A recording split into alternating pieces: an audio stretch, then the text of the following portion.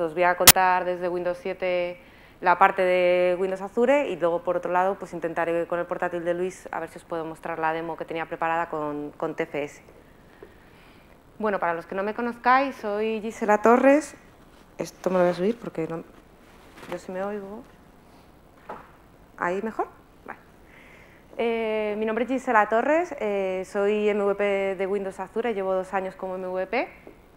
Trabajo para Ventia Iberia en la línea de negocio de Renacimiento. También soy actualmente consultora especialista en Cloud Computing, me dedico a todo el tema de Cloud. Trabajo prácticamente todos los meses, por no decir todas las semanas, con Microsoft para ayudarles en temas de assessment, migraciones, cómo podemos subir las aplicaciones a la nube, ya sean aplicaciones que se van a comenzar a hacer como aplicaciones que tienen 15 años.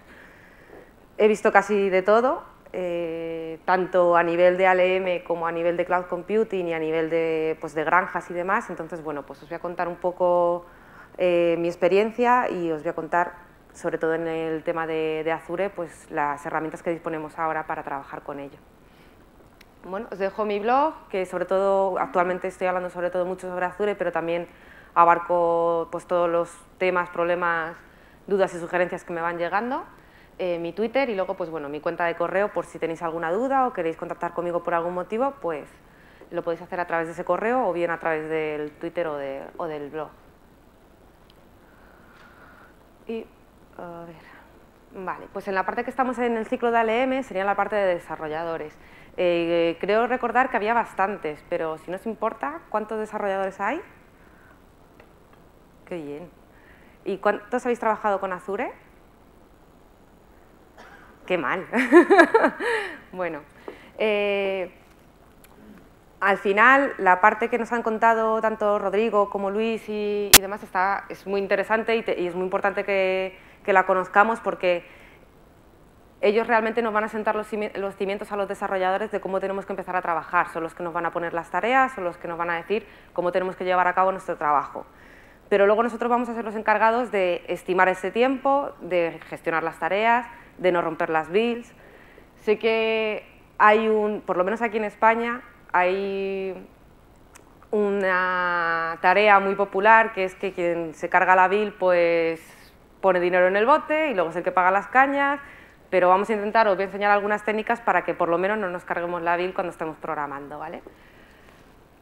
Por otro lado, es importante la parte de los especialistas en base de datos, que son los que nos van a diseñar dónde vamos a guardar nuestra información, que ya veremos que en Azure pues, tenemos otras herramientas que vamos a poder utilizar o otros sistemas, servicios que vamos a poder utilizar para guardar esta información, pero también es muy importante que la parte relacional, la parte donde vamos a guardar estos datos, pues también esté bien estructurada y que también tengamos pues, un sistema de versionado, que no sé si conocéis que con Visual Studio se pueden crear plantillas para guardar también incluso en TFS pues, los esquemas y los cambios que se están realizando en la base de datos.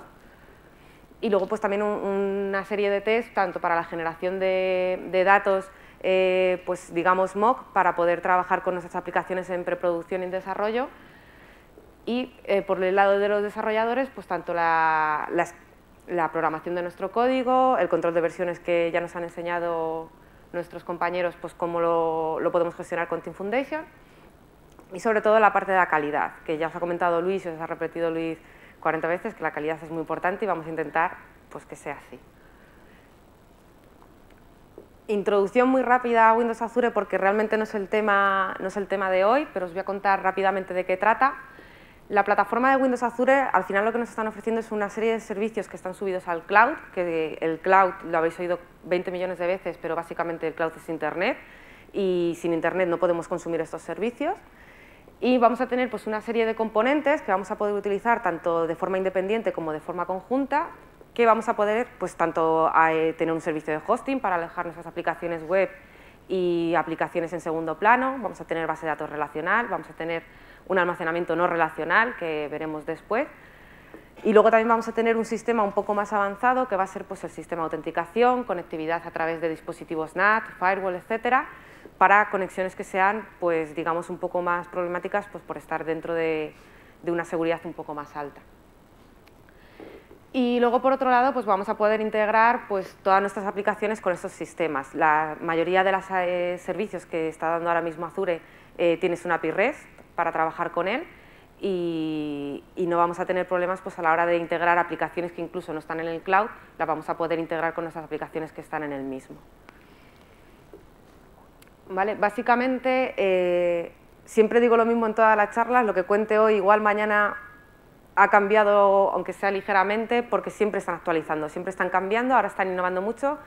Que sepáis que esto no es algo pasajero, están gastándose mucha pasta en toda la plataforma de Windows Azure, ya tenemos data centers alrededor de todo el mundo, e incluso pues una serie de nodos que también sirven para la replicación de nuestros datos a través del mundo y que sean georreplicados. Pero básicamente lo que sí que se está conservando a día de hoy es que tenemos 3 bloques importantes que a su vez van a englobar pues, una serie de servicios.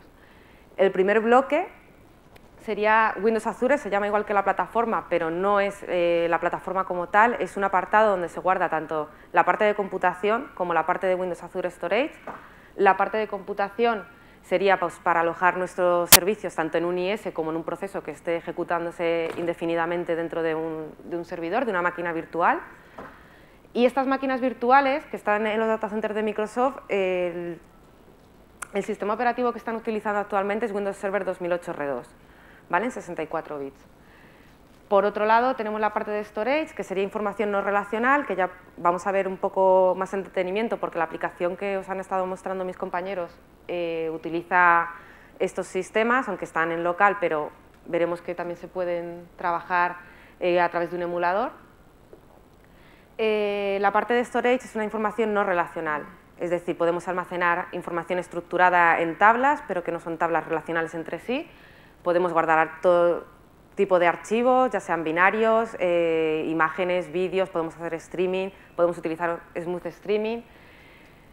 Y luego, por otro lado, podemos utilizar un sistema de notificación a través de colas, a través de un sistema de colas FIFO. Y lo más importante es que cada una de las cuentas que nosotros generemos con Windows Azure Storage nos van a aportar inicialmente unos 100 teras de capacidad, ¿vale? Entonces, es muy escalable, está pensado no para tener información relacional, sino para tener información quizás estática o información estructurada que no necesita relación entre varias tablas, y es muy escalable, mucho más escalable y sobre todo es mucho más barato, ¿vale? Es mucho más barato, por ejemplo, que SQL Azure.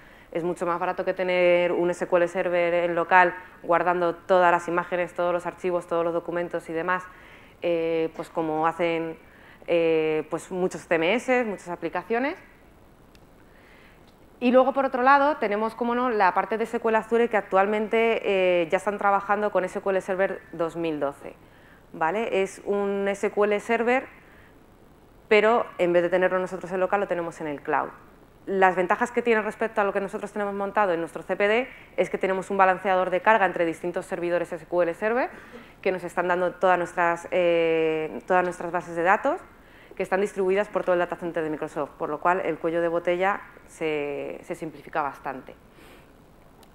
Y luego, por otro lado, a día de hoy, ya os digo, esto cambia de la noche a la mañana, pero a día de hoy tenemos hasta 150 gigas de base de datos, que yo creo que para la mayoría de los casos de momento nos llega, igual mañana no, pero hoy de momento nos llega. Tenemos, lo más pequeñito sería 1 giga y a partir de 1 giga pues podríamos ir exponencialmente de 1 giga a 5 y luego pues el siguiente paso sería 10, 20, 30, 40, 50, 100 y 150. ¿Vale? Cada uno con sus respectivos precios y demás, que bueno, si queréis os puedo pasar información al respecto. Y luego una parte que, si bien una parte más pequeñita, es porque de momento digamos que es un poco más avanzada, sí que se está utilizando y de hecho hay proyectos que la están utilizando, que sería la parte de Windows Azure Fabric. En esta imagen no aparece, pero ahora mismo son 3 servicios. Por un lado tendríamos Service Bus, que sería para conectarnos a través de servicios web en una red que tengamos pues, dispositivos NATs, firewalls, etcétera, que sean muy complejo llegar a través de ello. Lo que realmente está haciendo este servicio es crear un túnel entre nuestra aplicación de origen y nuestra aplicación de destino para que se puedan conectar de una forma segura, pero que a la vez no tengamos que estar abriendo tantos puertos, tantos firewalls como haría falta para un sistema pues, convencional. Actualmente utiliza Windows Communication Foundation ¿vale? Y bueno, pues tenéis varios ejemplos en el Training Kit de Windows Azure y bueno, la verdad es que ahora mismo en Internet hay bastante información sobre ello. Por otro lado tenemos Access Control, que la verdad es que lo recomiendo bastante porque simplifica mucho las aplicaciones web a día de hoy y lo que nos va a permitir es abstraer todo lo que es el tema de autenticación de nuestra aplicación fuera de nuestra aplicación. Es decir, si mi aplicación se tiene que conectar con Google, con Facebook, con Windows Live ID o tengo un Active Directory donde yo quiero manejar mis usuarios, pero solo los quiero manejar desde Active Directory, no tengo que estar teniendo una tabla para mantener los usuarios que está utilizando mi aplicación web, lo podría hacer con Access Control. ¿Vale? Lo que nos va a permitir es que una vez que mi aplicación se inicie, se va a redirigir a una página y si consigue autenticarse y esa autenticación es válida, lo que va a hacer es que me va a devolver una serie de claims, una serie de beneficios que yo voy a tener dentro de mi aplicación. Pero lo que es el mantenimiento de usuarios, lo que es el tema de la autenticación, los sistemas de autenticación, si el día de mañana quiero cambiar de autenticación, lo podría hacer con Access Control de forma transparente y mi aplicación no se vería involucrada o no tendríamos que modificar ningún valor, ¿vale? Se gestionaría desde fuera. Y luego el otro servicio que no aparece en esta imagen sería el servicio de cacheo, ¿vale? Tenemos un caché distribuido de alta velocidad que está en memoria en Windows Azure Fabric y a partir de 128 megas pues podemos contratarlo para utilizar esta caché, que sobre todo es muy importante para repartir o para que tengamos una caché compartida entre nuestros web role o nuestros worker role que están trabajando en la nube. ¿Vale? Bueno. En el apartado de Compute Service, que era el que estaba arriba a mi derecha, ¿vale? Lo que tenemos son dos tipos de aplicaciones a día de hoy. Podemos subir tanto los web role como los worker role. Los web role, para que os hagáis una idea, son nuestras aplicaciones, pues podríamos decir de toda la vida. Podemos subir aplicaciones web form, podríamos subir ASP.NET MVC, PHP, Java, o sea, cualquier cosa que yo pueda subir en un Windows Server 2008 R2. Si lo consigo montar en un Windows Server 2008 R2, lo voy a poder subir a Azure. Es decir, muchas de las cosas en muchas de las migraciones, assessment y demás que se realizan, lo primero que intentas es que tu aplicación te funcione en local. Y si tu aplicación te funciona en local, de hecho me atrevería a decir que si te funciona en un Windows 7 no tendrías ningún problema, pues con esa configuración podrías subirlo perfectamente a la nube. ¿Vale? Y luego, por otro lado, tenemos los worker role. Los worker role podríamos interpretar que es como un proceso batch o un servicio Windows que está corriendo en segundo plano. Podríamos decir que está continuamente en un bucle que no termina nunca y lo que hace es o bien consultar base de datos o bien puede ser, pues, por ejemplo, consultar una de las colas de Windows Azure Storage para ver si tiene algún mensaje, algún proceso, algo que tenga que hacer, alguna tarea. Y cada uno de ellos, tanto los worker role como los web role, cada instancia que tengamos de esas aplicaciones va a suponer una máquina virtual. Bien es cierto que se puede hacer un remix y puedes tener un web role y un worker role dentro de una máquina virtual, pero la primera idea es que cada web role o cada aplicación pues tenga su propia máquina virtual. ¿Por qué? Porque si el día de mañana mi aplicación está lo suficientemente modularizada y está lo suficientemente desacoplada para que pueda escalar, es decir, si yo tengo, por ejemplo, dos frontales de mi aplicación web y lo que quiero es que dé soporte a muchos más usuarios, podría tener mi aplicación web, aumentarla a 5 frontales y que la parte de atrás, en la parte del background, que por lo que sea está funcionando correctamente, que por lo más general suele ser al revés, pues se siga manteniendo pues, con 2 instancias. O al revés, tenemos 2 frontales y vemos que, por ejemplo, los procesos batch, imaginaros que somos una Trápalo, un Rubo.es o cualquier compañía, por ejemplo, que tenga mucho proceso en segundo plano, pues que nosotros necesitemos ampliar por un momento estimado o no todos nuestros frontales que tengamos en la parte posterior, en la parte del backend. ¿Vale? Pues todo esto se puede hacer con Windows Azure y al final es cambiar un 1 por un 2, un 2 por un 3. La verdad es que todo el sistema de administración lo va a gestionar Microsoft y nosotros vamos a tener que hacer bastante poco. ¿Vale? La forma de trabajar, ya os enseñaré ahora una pequeña demo de cómo se trabaja o cómo se podría crear un proyecto con Windows Azure y veréis que está totalmente integrado con Visual Studio 2010, incluso ya habéis visto con Luis que se pueden hacer build directamente con TFS a Windows Azure, así que no vamos a tener ningún problema. En la parte de Windows Azure Storage, lo que os comentaba, vamos a tener, dentro de este servicio vamos a tener 4 distintos, que en realidad son 3, pero os comentaré un poco por qué.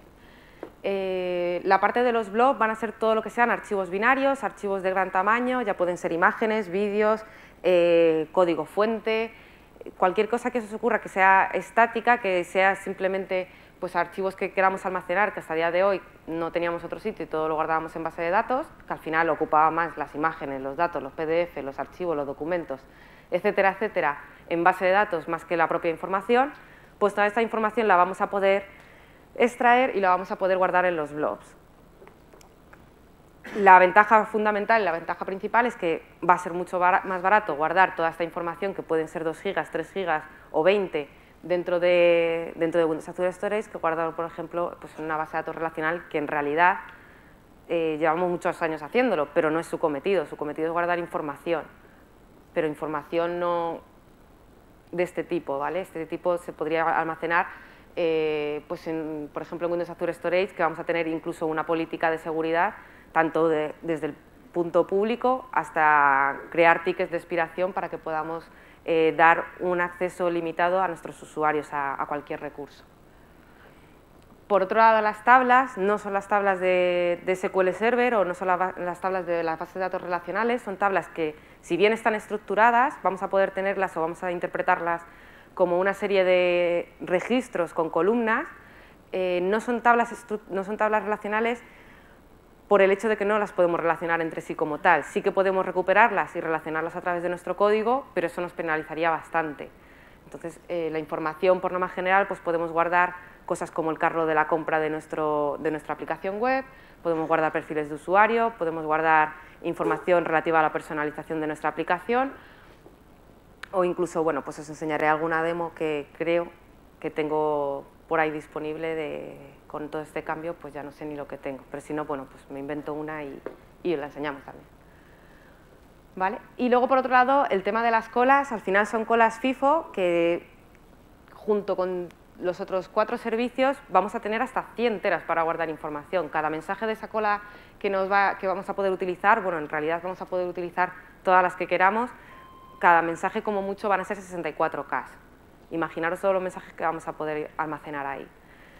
Lo bueno que tenemos es que mucha parte de la administración de estas colas la va a gestionar Microsoft, la va a gestionar el propio framework, el propio sistema que tiene Microsoft para gestionar todo el sistema de encolado. Y nosotros solo nos vamos a tener que preocupar de añadir mensajes a esa cola y de recuperarlos, y una vez que los hayamos procesado, de eliminarlos. Todo el sistema que tienen, pues, por ejemplo, para tiempos de invisibilidad, para que otros procesos no recuperen esos mensajes, tiempos de expiración, cuánto puede durar, podemos modificar incluso ahora el contenido. O sea, tenemos una serie de herramientas que la verdad es que está bastante evolucionado a día de hoy. Y por último, el apartado de los drives, lo que nos van a permitir es que nosotros también, además, vamos a poder subir un disco duro virtual en NTFS, que vamos a poder montarlo en nuestras máquinas o en nuestros roles que tenemos en Windows Azure, y vamos a poder consumir los datos que tenga dentro. ¿Vale? Os comenté que sí que es un servicio dentro de Windows Azure, tiene sus propias librerías, tiene su propia forma de trabajar, pero ese servicio, para que funcione correctamente y para que podamos hacer uso de ello, tenemos que almacenar esos discos duros NTFS dentro de los blobs. ¿Vale? Entonces, en realidad, es un servicio más, pero en realidad, cuando nosotros damos de alta un nuevo servicio de Windows Azure Storage, lo que estamos dando de alta son los tres servicios primeros. Pero además tenemos la funcionalidad de los NTFS. La aplicación Microfinance, ¿qué está utilizando de todo esto? Pues en primer lugar está utilizando las tablas de Windows Azure Storage para almacenar la información. En este apartado se os cuenta un poco cómo están estructuradas las tablas de Windows Azure Storage. Al final lo que tenemos básicamente es una cuenta, y dentro de esa cuenta podemos tener n tablas. Podemos tener todas las tablas que nosotros queramos, hay aplicaciones de terceros que nos ayudan a hacerlas, o incluso tenemos aplicaciones, las podemos generar nosotros a través de código. En el momento que nuestra aplicación se suba a Windows Azure, lo primero que va a hacer va a ser crear todas las tablas que tenemos en nuestro código generadas, donde nosotros hemos definido pues, qué tipo de datos tiene, qué es lo que va a almacenar, etc. Dentro de cada de esas tablas, lo que vamos a tener es una serie de columnas. ¿vale? Nosotros podemos tener hasta, si no me equivoco, son 256 propiedades, que serían unas 256 columnas. Al final os vais a dar cuenta que para crear una tabla va a ser bastante sencillo. Vamos a ver una demo donde se podría crear el esquema de una tabla y vamos a rellenarla pues, con alguna información, que sería, por ejemplo, pues, los objetos de entidad que estamos viendo ahí.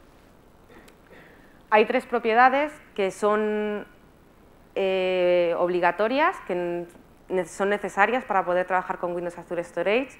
El time span, que ya directamente en el momento que nosotros creamos algún objeto dentro de nuestra tabla nos lo va a dar Windows Azure, tanto el emulador como el storage. La partition key es una de las partes, valga la redundancia, más importantes, ya que nos va a acotar, a la hora de nosotros tener que realizar búsquedas, nos va a acotar el espacio de nuestra tabla donde nosotros vamos a localizar nuestra información. Y luego, por otro lado, tenemos una row key, que sería otra propiedad que lo que nos va a permitir es, dentro de esa partición, establecer dónde está el elemento que estamos buscando. Como ya os comentaba antes, todos los servicios, o prácticamente todos los servicios que hay en Windows Azure en la actualidad, tenemos una API REST con la que podemos trabajar para poder pues contactar con nuestros servicios, lo cual nos permite que no solo con las librerías de .NET vamos a poder trabajar con Windows Azure, sino que también vamos a poder trabajar pues, con cualquier otro lenguaje, simplemente pues, utilizando librerías que ya están disponibles y ya están subidas pues, tanto a Codepress como a GitHub, o pues nos las podemos crear nosotros también, si tenéis inquietudes y ganas. ¿Vale? Por ejemplo, en el API de administración, que también es una API de administración REST, ahí te lo tienes que currar tú. Que bueno, al principio es entretenido, luego ya no tanto. Vale, pues bueno, os voy a enseñar, no sé lo que tengo porque tengo 400 portátiles. Este se supone que es el mío personal, pero yo lo personal al final es trabajo también, así que voy a ver, porque creo que aquí tenía cosas. Vamos a ver.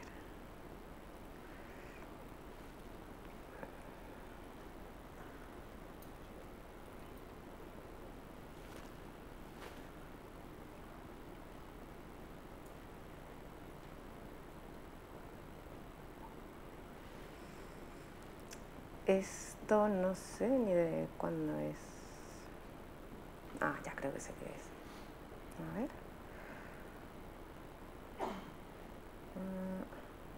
Voy a ejecutarlo porque no sé qué es, pero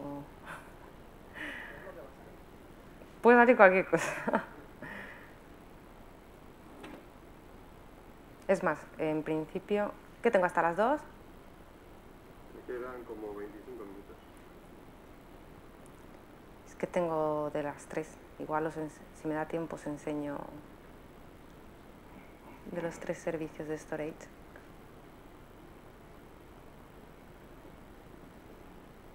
Vale. Bueno, voy a dejar esto ejecutándose, luego miro qué es. Lo que os voy a enseñar ahora es básicamente cómo podría empezar a crearme pues, un proyecto de Windows Azure dentro de Visual Studio 2010. Os recomiendo que utilicéis la Ultimate, que bueno, sí es la más cara, pero bueno, al final es la que tiene pues, mayores herramientas para trabajar con Windows Azure. ¿Vale? Pues nos van a dar soporte para IntelliTrace, Profiler, etc. Lo más importante cuando empezamos a trabajar con Windows Azure es que tenemos que tener nuestro IDE o nuestro Visual Studio arrancado en modo administrador. ¿Por qué? Porque si bien en apartados anteriores o cuando trabajamos con una aplicación web utilizamos un emulador para trabajar con un IS, el IS de desarrollo de Visual Studio, en el caso de Windows Azure utiliza un emulador distinto. ¿Vale? Tiene que emular tanto la parte de Windows Azure Compute como la parte de Windows Azure Storage. Y para trabajar con ellas necesita pues, hacer uso del IS, crear una base de datos dentro de SQL Server, entonces necesitamos ser administradores para trabajar con Windows Azure. Otra de las cosas importantes que tenéis que tener en cuenta es que para trabajar con el cloud de Microsoft no podemos utilizar Windows XP, se acabó ya del todo, ¿vale? Tiene que ser o Windows Vista o Windows 7, Windows 8, Windows Server 2008 R2. El motivo es porque necesita unas propiedades que tiene IS7 y por lo tanto en Windows XP, que si mal no recuerdo es la versión 5.1, pues en esa versión, por ejemplo, no tenemos el... Vale, ya sé lo que ha pasado. El Web Hosteable Core, que es una característica que viene dentro de IS7, que lo que nos permite es, dentro de un único proceso, trabajar con todo un IS. Lo que pasa es que tenía una serie de restricciones. Era en las primeras versiones de Windows Azure, por el año 2009 más o menos, que la idea en un principio de Microsoft era encapsular lo máximo posible pues toda la gestión de administración. Lo que pasa es que con el tiempo se dieron cuenta de que necesitamos realmente administrar el IS. ¿Vale? Actualmente estamos en la versión 1.6 y nos dan pues, prácticamente control sobre todo lo que nosotros necesitemos. Entonces voy a arrancar en modo administrador, le digo que sí.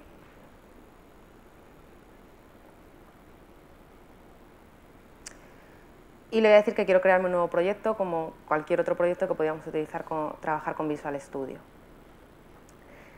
Cuando nosotros nos instalamos las plantillas de Cloud, y si no es así, nos aparece de todos modos, lo único que nos dará unas cuantas vueltas para instalar todas las plantillas y el SDK de Windows Azure, tenemos un apartado Cloud que nos aparece pues, bueno, que tenemos un Windows Azure Project que podemos crear y nos va a dar pues, una serie de wizards y una serie de características que, por otro lado, pues, no tenemos con una aplicación normal. Si trabajáis, por ejemplo, con Windows 8 Metro Style, os aparecerán nuevas funciones en este apartado pues para trabajar pues, con todo lo que va a llegar dentro de poco.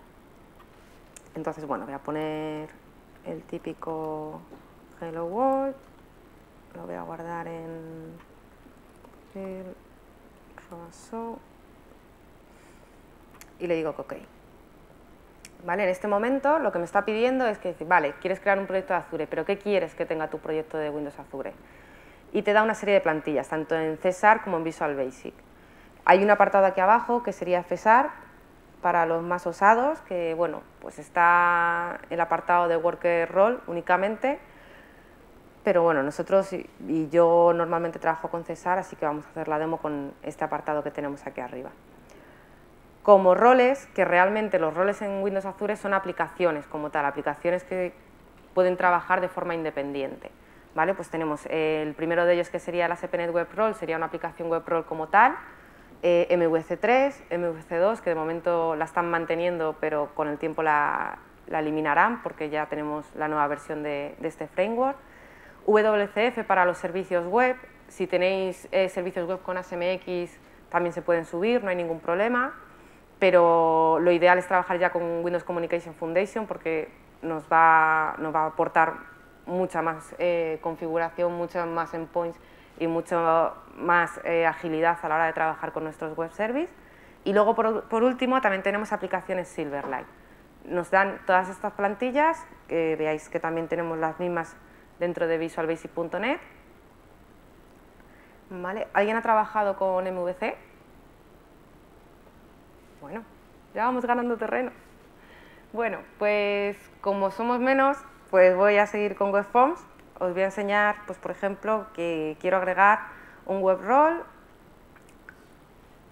Puedo cambiar el nombre, como cualquier proyecto. Y voy a agregar también un worker role. Serían los dos tipos de aplicaciones con los que podemos trabajar con Windows Azure. ¿Vale? Lo puedo cambiar.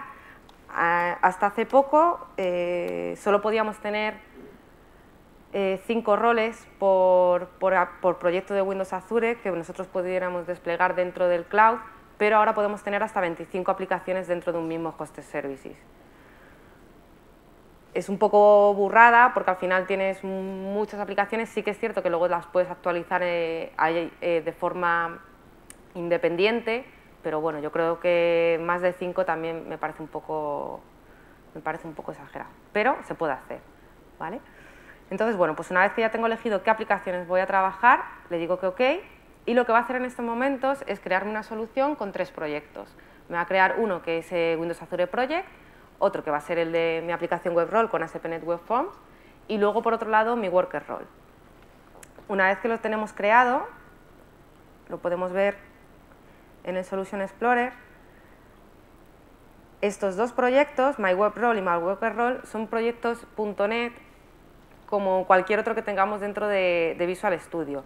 De hecho, la plantilla que están utilizando para el de WebForms es exactamente la misma que viene con Visual Studio para cualquier otra aplicación que no tenga nada que ver con el cloud, ¿vale? No tiene ninguna configuración por el momento rara, no tiene nada desconocido, y en el caso del WorkerRoll ocurriría exactamente igual, es decir, podríamos decir que es un proceso batch o una aplicación de consola, y en el caso de esta aplicación de consola, pues lo único que va a hacer es que una vez que se ejecute y entre por el método run, vas a entrar en un bucle infinito, pues que en este caso, en el caso de la plantilla, lo único que va a hacer es cada 10 segundos mostrar que está funcionando, ¿vale? Normalmente, pues esta lógica, con sus respectivas capas y demás, pues consultarían una base de datos, consultarían una cola de mensajes, pues este tipo de cosas.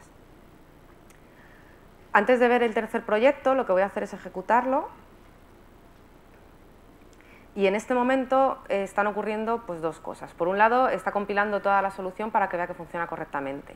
Si la solución compila, el siguiente paso va a ser generar un paquete para Windows Azure.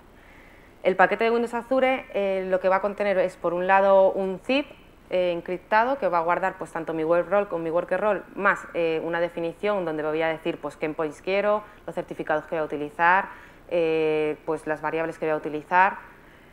Va a actuar un poco como pues, toda la definición y todo el código fuente que nosotros vamos a querer subir. Y luego, por otro lado, vamos a tener un archivo que va a ser Service Configuration, que va a ser como nuestro nuevo web config.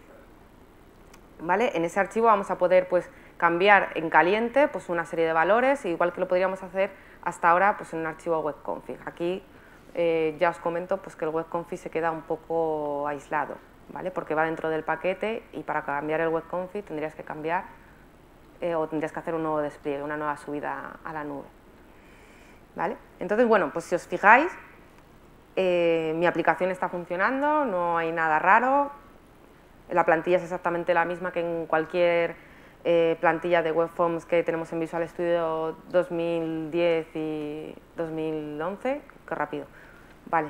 Y bueno, pues os enseño por un lado pues que bueno, tenemos el emulador tanto para la parte del storage como para la parte de computación. En la parte de computación, que es la que estamos viendo ahora,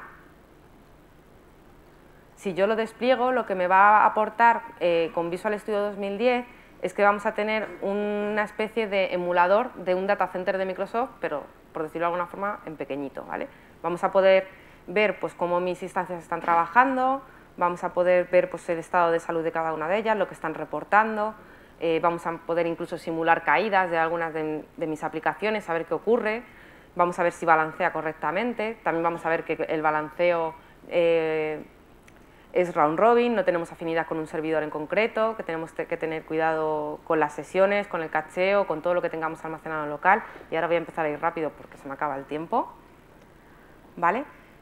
Pero mi idea, o lo que quiero que os quedéis, sobre todo con la parte de Windows Azure, es que nosotros vamos a poder trabajar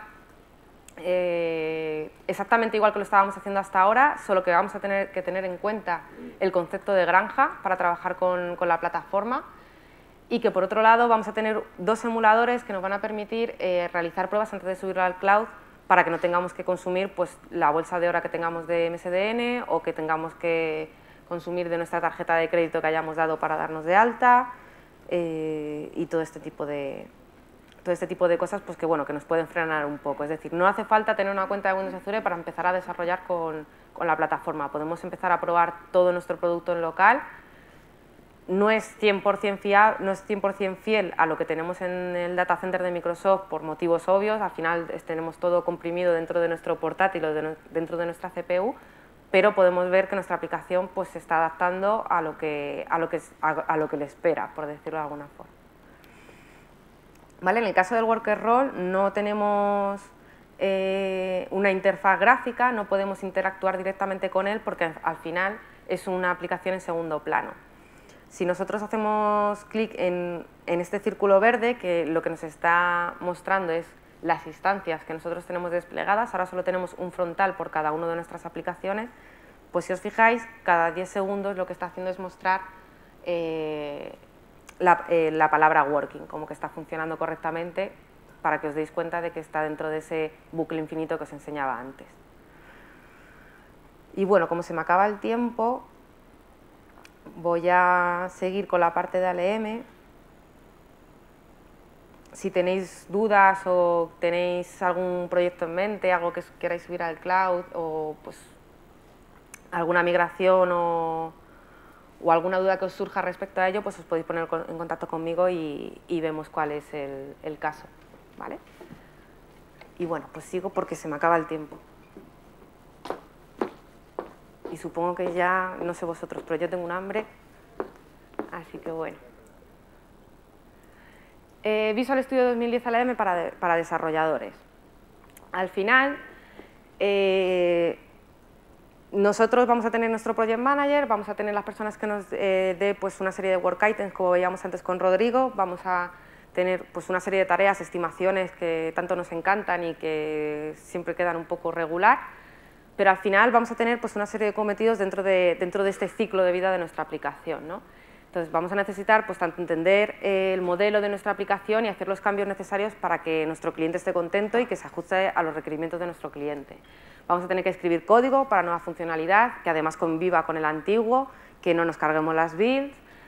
Vamos a tener que resolver conflictos cuando estamos trabajando dos personas dentro de TFS con un mismo archivo, que más de una vez nos ha pasado. Y vamos a poder incluso ver pues, información detallada de los cambios que se han ido haciendo.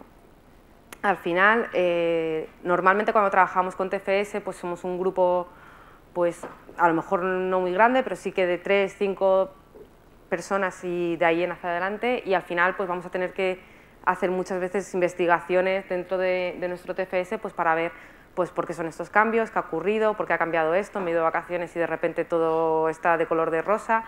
Vamos a poder ver esos cambios y sobre todo vamos a poder aprovechar pues todo el tema de políticas, de check-in, para que tengamos toda la información posible y que no nos tiremos pues, horas investigando por qué se han sufrido estos cambios o por qué esto que ayer funcionaba de una forma pues hoy funciona de otra. ¿Vale? Vamos a poder usar también el rollback para que dentro de esos cambios que tenemos de TFS podamos dar un paso atrás o más de un paso para volver a un estado anterior. Y bueno, vamos a poder ver también pues, cómo afectan los cambios que nosotros estamos haciendo, pues también por un lado con la integración continua, con Tech Impact Analysis y luego bueno, pues también vamos a utilizar, como hemos visto con Luis, pues todo el sistema de Lab para ver pues, cómo trabajar con nuestras aplicaciones y que todo sea lo más automatizado posible. Las típicas tareas que un desarrollador va a tener dentro de este ciclo de vida de nuestra aplicación de una forma ágil, pues por un lado revisar toda la arquitectura y el diseño de nuestra aplicación. El primer paso y el más tedioso, configurar nuestro entorno para que nuestra aplicación sea capaz de sobrevivir, por lo menos al principio en él. Administrar y agendar todo el trabajo que tengamos, estimaciones. Ya hemos visto antes con Rodrigo pues que bueno, nos dan una serie de work items o tenemos una serie de tareas, una serie de bugs, issues o como queráis llamarlo, donde nosotros vamos a tener un tiempo estimado y vamos a poder decir cuánto hemos completado, cuánto nos falta, etcétera. Y luego, pues por último, llevar a cabo pues, tareas que son las del día a día, ¿no? Pues crear nuevo código, hacer sobre todo cambios en código que ya existe, seleccionar pues, qué tarea pertenece a lo que nosotros estamos haciendo, recuperar archivos o desproteger archivos de nuestro TFS para poder trabajar con ellos en local, modificar el código y una vez que configuremos y comprobemos que está todo correcto y que todo compila, que las pruebas pasan, etcétera, etcétera, y si no, pues ya nos avisará la integración continua de que algo estamos haciendo mal, pues hacemos check-in de los archivos para que otros usuarios, otros desarrolladores pues puedan recuperarlo y seguir trabajando con la última versión. ¿Vale? Para configurar el entorno de desarrollo, pues bueno, os dejamos una URL donde podéis ver detalles. Si no me equivoco, y sobre todo para la gente de TFS, MVPs que estáis distraídos, con la versión 2010, si no recuerdo, los workspace ahora pueden ser privados, públicos y limitados. ¿Vale? Antes nosotros teníamos nuestro workspace, era nuestro y nadie lo tocaba. Pues ahora, si queremos, lo puede tocar todo el mundo. ¿Vale? Es una de las nuevas funcionalidades que venía con 2010. Los workspace también pueden ser, de alguna forma, bueno, pueden estar activos o cloak, no sé no sé exactamente cuál es el término en español, pero bueno, el caso es que al final nosotros podemos definir, pues por ejemplo, imaginaros que tenemos varios branches y no queremos que uno de ellos pues lo descarguemos. Bueno. Y luego, por otro lado, bueno, pues tenemos en la página de atriz.info, tenemos los site keys, que podemos pues, bajar una serie de elementos para poder trabajar con TFS y un poco pues, llevar a cabo la administración. Os dejamos las URLs por si tenéis mayor interés en ello. Y bueno, básicamente pues que también podemos arreglar los bugs desde diferentes brands. Ahora intentaré mostraros cómo podemos crearlos. Y al final la idea es que con TFS lo tenemos todo totalmente integrado con Visual Studio, es decir, nosotros como desarrolladores no deberíamos de tener, o lo ideal sería que no tuviéramos más herramientas que nuestro Visual Studio y poder trabajar con ellos y hacer todas estas tareas, tanto revisar las tareas que tengo pendientes, como hacer check-in, como hacer los self que os comentaba antes Luis, e incluso pues, ser notificados pues, de los test que han sido pasados, los que no, si compila, si no, etcétera. Para identificar y administrar el trabajo, lo que podemos hacer es que dentro del Team Explorer que tenemos en Visual Studio, vamos a poder, bueno, de hecho tenemos una serie de queries ya establecidas que vienen por defecto, pues para ver, por ejemplo, pues las tareas que tengo asignadas, los bugs, pues un poco el producto de backlog, podemos crear nuevas queries, podemos ver las tareas incluso de otros si tenemos permiso, podemos verlas por cada iteración. Nosotros directamente desde Visual Studio vamos a poder visualizar qué tarea nos toca, qué es lo que tenemos como alta prioridad. Incluso os comentaban que podemos incluso recibir notificaciones vía mail del trabajo que tenemos pendiente o el trabajo que tenemos nuevo, ¿vale? Y todo ello lo vamos a poder ver directamente desde Team Explorer. No hace falta que abramos un Excel, que también podemos hacerlo si nos resulta más cómodo, pero lo podemos ver todo directamente desde Visual Studio. Otra de las capacidades que tiene trabajar con TFS y con Visual Studio es que nosotros podemos trabajar offline. Imaginaros que estamos adelantando trabajo pues, en el tren, en el avión, o no tenemos internet por el motivo que sea, pero queremos seguir trabajando con nuestra aplicación. Lo primero que vamos a encontrarnos cuando arrancamos una solución que está integrada con TFS es que nos va a pedir las credenciales. Si cancelamos esa opción, lo que vamos a conseguir es que nuestra solución se convierta offline. Entonces, nosotros vamos a poder tener todo nuestro código de lectura-escritura y vamos a poder pues, realizar los cambios y en el momento que volvamos a tener conexión podemos decirle que vuelva a estar online, nos pedirá las credenciales y podremos subir los cambios. ¿Vale? Esto es bastante útil. Yo la verdad es que la primera vez te lo encuentras por error porque no te quieres logar y de repente pues, te lo vuelve offline, luego no sabes qué ha pasado y al final descubres que puedes volver a logarte. ¿Vale? Pero es bastante útil, sobre todo pues, cuando no tienes conexión a internet y cuando realmente pues, tienes la última versión del código, estás trabajando tú y no te hace falta continuamente recuperar una última versión. Bueno, para mejorar la calidad del código y mejorar sobre todo los cambios que se han estado haciendo en él, hay una serie de políticas que vamos a poder especificar dentro de nuestro Team Collection y vamos a poder decir, pues, por ejemplo, que requiere lo que os comentaba Luis, pues que requiere que antes de que hagamos check-in, pues que la build funcione correctamente, o que cada work item o cada chain set tenga asignado un work item al que está relacionado, que también habéis visto con Rodrigo que se pueden saltar, pero la idea es que nosotros pues, tengamos un control y que cada tarea pues, tenga un chain set o varios chain sets asociados a las mismas. También temas de testing, temas de code analysis, al final incluso podemos crearnos nuestras propias políticas. La verdad es que podemos expandirlo todo lo que queramos y bueno, pues con Power Tools, que lo podéis bajar de forma gratuita, pues podéis trabajar con ellos, ¿vale? Pero estas que aparecen aquí las podemos utilizar sin necesidad de Power Tools. ¿Vale? Tenemos una ventana dentro de Visual Studio que le podemos decir en las propiedades del Team Collection, le podemos decir que queremos agregar a nuestro Source Control pues una serie de políticas, las añadimos a una lista y automáticamente pues en el siguiente check-in que se quiera realizar pues podremos validar pues si el usuario o el desarrollador pues está cumpliendo con esas expectativas que nosotros queremos para nuestro código. ¿Vale? Bueno, pues con este apartado, la versión de control que más o menos ya lo he comentado. En cuanto a la seguridad, podemos utilizar tanto grupos de usuarios de Windows, podemos utilizar usuarios que no estén en un grupo en concreto, grupos que hayamos creado directamente dentro de TFS, ¿vale? O sea, al final podemos integrarlo totalmente con Windows y podemos trabajar lo normal, pues por lo menos en los casos que yo me he encontrado o en las empresas que he trabajado, es que a través de un Active Directory, pues que los usuarios pues tengan una serie de permisos u otros, ¿vale? Pero podemos hacerlo pues un poco de manera más local, ¿vale? Podemos manejar pues tanto el Team Explorer, el TFS para el Command Line y luego pues aplicaciones de terceros que en Codeplex pues podéis encontrar varias. Los change set, como os comentaba, al final lo que viene a decir es un cambio, os lo comentaba antes Luis también, es un cambio que nosotros hemos realizado, no tiene por qué ser de un archivo, puede ser de un conjunto de archivos que nosotros hayamos modificado y que hemos decidido en un momento determinado pues que queremos subirlo al TFS, a nuestro código fuente que tenemos actualmente pues en el branch que estemos. Y podemos asociarle pues o bien work items, o le podemos asociar pues una serie de comentarios para especificar un poco qué se han hecho en esos cambios, de qué tratan. Y luego pues bueno, pueden estar sujetos a estas políticas que os comentábamos de check-in. Y podemos también recibir pues, notificaciones de alerta pues, si alguien ha tocado un archivo en concreto o para que nos avise pues, quién ha sido la persona que ha hecho el último change set, etc.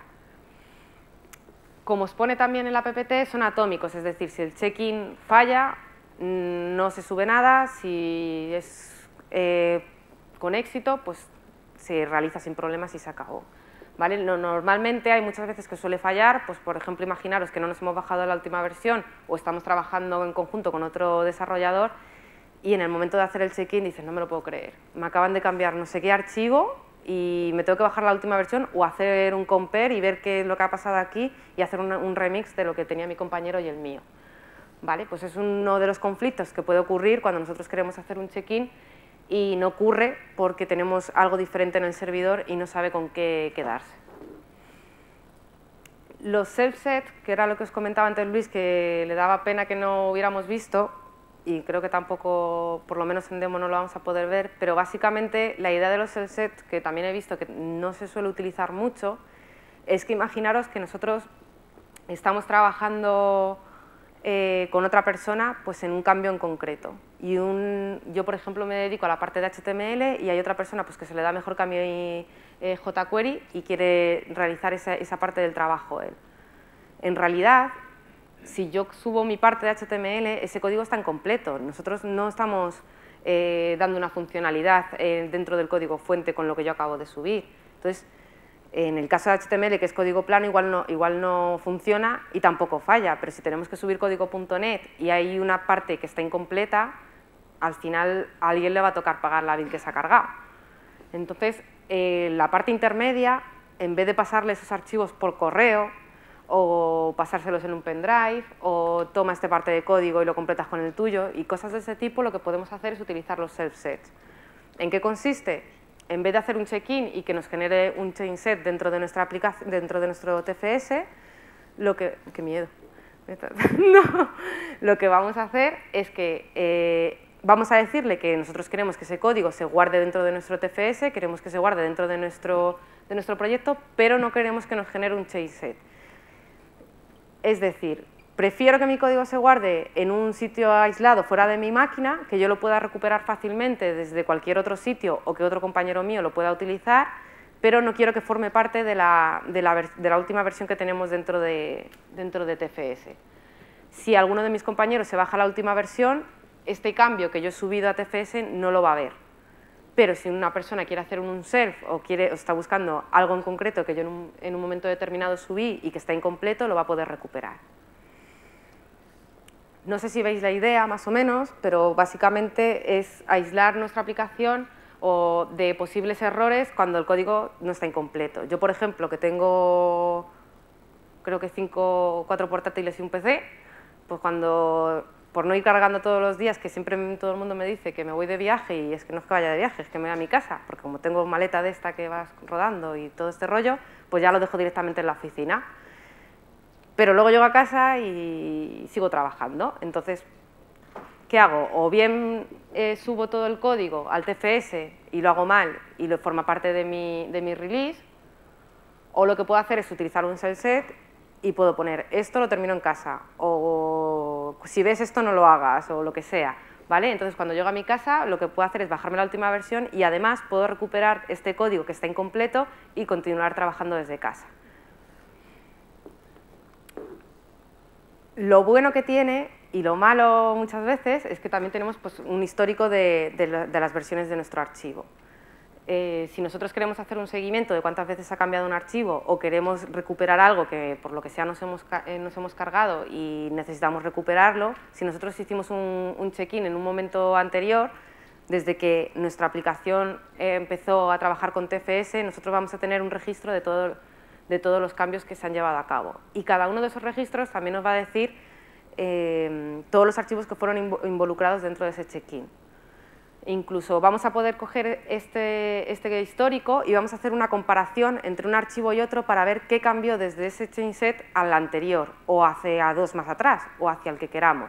Vamos a poder ver esos cambios y vamos a poder jugar con ellos, pues por si hemos, sobre todo en pérdidas, o para ver por qué algo no funciona, y antes sí, lo típico que nos puede pasar pues en el día a día. El compare, súper útil.